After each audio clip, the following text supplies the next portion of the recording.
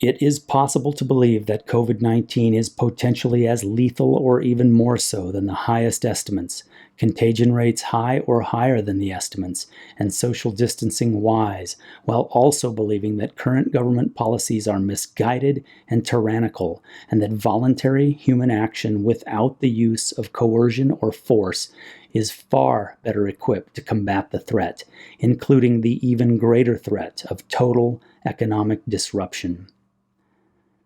The division of labor is so interconnected and so complex that not even the most brilliant bureau of centralized planners imaginable could ever begin to undertake the task of planning it.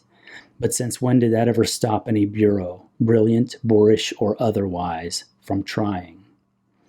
Because the division of labor is so interconnected, if it's disrupted for even just a short time, the supply lines are affected, and that includes, most crucially, the food supply. When this happens, as it's happening right now under the outrageous lockdown policies which were mandated by executive decree and imposed upon us overnight, the government is then faced with a choice: either lift the controls that created the disruptions or impose more controls. More controls then lead to rationing and to deeper controls, including very frequently price controls. Now, please say the following aloud with me, because I promise you it is a very basic economic principle and not controversial at all. Price controls lead to shortages.